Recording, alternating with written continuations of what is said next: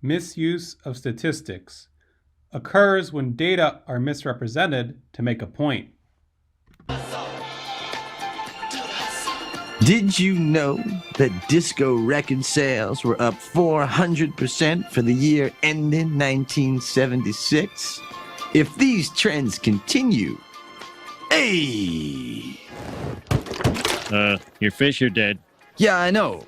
I can't get them out of there.